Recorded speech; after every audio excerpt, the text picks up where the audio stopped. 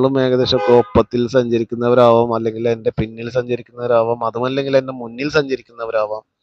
ആരൊക്കെ തന്നെയാണെങ്കിലും ആരെയും ഞാൻ പേരായിട്ട് എല്ലാരെയും പേരായിട്ടാണ് പരാമർശിക്കുന്നുള്ളൂ. ആരെയും ചേച്ചിയെന്നോ ചേട്ടനെന്നോ. സത്യനൊക്കെ എന്ന് പറഞ്ഞാൽ എന്നെക്കാളും ഉണ്ടായിരിക്കും, ഉണ്ട്. പക്ഷെ ആരെയും ഞാൻ അങ്ങനെ ഒരു അഭിസംബോധന ചെയ്യുന്നില്ല. അത് റെസ്പെക്റ്റ് ഇല്ലായ്മയായിട്ടൊന്നും കാണണ്ട. അതൊരു സ്നേഹ സമ്മാനം തന്നെയാണ്. നിങ്ങളോടൊപ്പം ചേർന്നിരിക്കുമ്പോൾ നമുക്ക് ഒന്നിച്ച് സഞ്ചരിക്കാനുള്ളൊരു ഒരു ഇതുകൊണ്ട് വിളിക്കുന്നതാണ്. NXG ഫെബിനെ, നീയൊക്കെ എവിടെ പോയി? നിന്നൊന്നും കാണുന്നില്ലല്ലോ. രാജി, മണിയനൊക്കെ എവിടെ? കാണുന്നില്ല.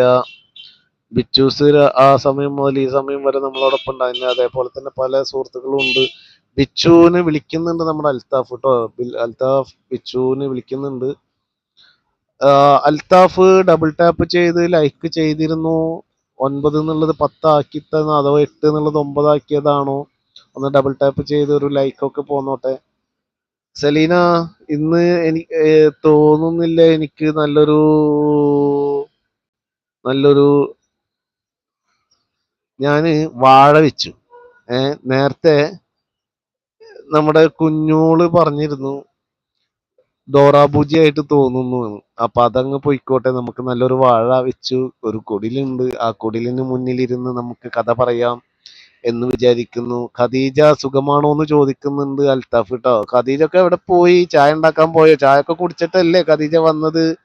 ഇക്കാട്ടണ്. Thank you, thank you, thank you Althaf. അങ്ങനെയുള്ള സ്നേഹ സമ്മാനങ്ങൾ കൊണ്ട് നമ്മളുടെ വാഴ അടിപൊളി എന്ന് പറഞ്ഞിട്ടുണ്ട് നമ്മുടെ വിച്ചുസ്. സലീന, ഞാനൊരു ഗ്ലാസ് ചായ കുടിക്കുന്നു.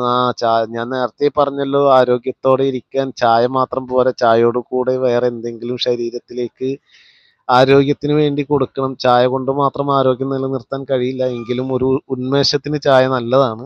ഒരുപാട് ആവാതിരിക്കുക, ഷുഗർലെസ് ആക്കുക. ഷുഗർ തീരെ ഇല്ലാതല്ല, എങ്കിലും കുറച്ച് കുറക്കുക.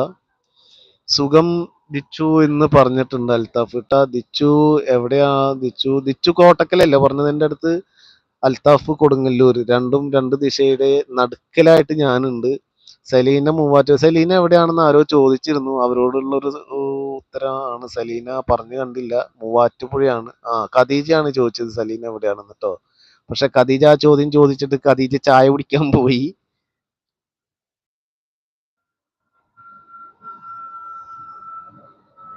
വിമാനം ചോദിച്ചവർക്കായിട്ട് വിമാനം കാണുന്നുണ്ട്.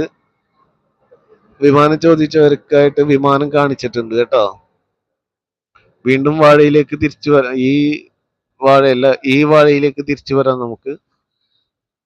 സലീന ഹായ് എന്ന് പറയുന്നു ബിച്ചൂസ്. കണ്ടു കണ്ടു കണ്ടു, വിമാനം കണ്ടു. വിമാനം കാണുമ്പോ വിമാനത്തിൽ പണിയെടുക്കുന്നവരാണെങ്കിൽ പോലും ആ വിമാനം കാണുമ്പോൾ അറിയാതെ ഒന്ന് മേലേക്ക് നോക്കി പോകുന്ന പല ആൾക്കാരും ഉണ്ട്. കാരണം വിമാനത്തിന് ചുറ്റും പണിയെടുത്ത് ക്ഷീണിച്ച് വലഞ്ഞു കിടന്ന് ഉറങ്ങുമ്പോഴാണെങ്കിലും വിമാനത്തിന്റെ ആ ഇരമ്പൽ കേൾക്കുമ്പോൾ അറിയാതെ മേലോട്ട് നോക്കി പോകുന്ന നമ്മുടെ നല്ല കുറേ സുഹൃത്തുക്കളും ഞാൻ ഉൾപ്പെടെ നമ്മളെ കഴിഞ്ഞു പോയ കാലങ്ങളിലൂടെയൊക്കെ തിരിഞ്ഞു നോക്കുമ്പോൾ ആ ഒരു ഓർമ്മകളൊക്കെ നമുക്ക് എത്രയോ മുകളിലേക്ക് ഒരു പൊട്ടുപോലെ പോയിക്കൊണ്ടിരിക്കുമ്പോഴും നമ്മൾ കണ്ടിരുന്ന വിമാനത്തെ നമ്മളോ നമ്മളുടെ വളരെ അടുത്ത് നമ്മളോടൊപ്പം അതിനെ തൊട്ട് നമ്മൾ നിന്നാൽ പോലും ഇപ്പോഴും വിമാനത്തിന്റെ ഇരമ്പൽ പലർക്കും ആവേശമാണ്. ഇപ്പോഴും ഞാൻ തന്നെ ഈ വിമാനത്തിൽ പോകുമ്പോൾ ഞാൻ അതിനെ നോക്കാറുണ്ട്. അതിൽ കേറിപ്പോകാൻ ഭാഗ്യം ഉണ്ടോ അറിയില്ല. ഭാഗ്യം ഉണ്ടാവണം ബിച്ചൂസെ. നമ്മുടെ ശ്രമങ്ങൾ തുടർന്നു കൊണ്ടേയിരിക്കുക. ബിച്ചൂസിന് ഇപ്പൊ എത്ര ഏജ്? എന്ത് ചെയ്യുന്നു ബിച്ചൂസ്? നമ്മൾ ആഗ്രഹിക്കുന്ന പണ്ട് കാലത്ത് ഞാൻ പറഞ്ഞിരുന്നു ഈ വിമാനത്തിൽ കയറാൻ എനിക്ക് ഇഷ്ടമില്ലാന്ന്. കാരണം എന്താന്ന് വെച്ചാൽ ഈ വിമാനത്തിന്റെ ഈ പറയുന്ന പോലെ ഒരു നിലവിട്ട കളിയാണല്ലോ വിമാനം. അതുകൊണ്ട് എനിക്ക് ഒരിക്കലും താല്പര്യം ഉണ്ടായിരുന്നില്ല വിമാനത്തിൽ കയറണമെന്നോ വിമാനത്തിൽ സഞ്ചരിക്കണമെന്നോ. ഒരു തരി പോലും ആഗ്രഹിക്കാത്ത വ്യക്തിയായിരുന്നു ഞാൻ. എന്തെങ്കിലും ഉണ്ടെങ്കിൽ നാട്ടിൽ തന്നെ ജോലി ചെയ്ത് അവിടെ തന്നെയുള്ള സന്തോഷത്തോടെ കഴിഞ്ഞുകൂടാം എന്ന് ആഗ്രഹിച്ചിരുന്ന എന്നെ ഈ പ്രവാസ ലോകത്തേക്ക് എത്തിച്ചതും വിധികളിൽ ഒന്നാണ്. ആ വിധികള് നമുക്കെല്ലാവർക്കും നല്ലതിനായിട്ടുള്ള വിധികളായി മാറട്ടെ എന്ന് ഉള്ള ദുആ നമുക്കെപ്പോഴും ഉണ്ടാവാം. മുറ്റത്ത് ഇറങ്ങി മുകളിലേക്ക് നോക്കാനുള്ള യോഗം അല്ല ബിച്ചുസേ, അങ്ങനെയല്ല. മുറ്റത്തിറങ്ങി മുകളിലേക്ക് നോക്കൽ മാത്രമല്ല, നമ്മുടെ സ്വപ്നങ്ങൾ നമ്മളെ കുന്നോളം കണ്ടുകൊണ്ടിരിക്കുമ്പോൾ ആ കുന്നിൻ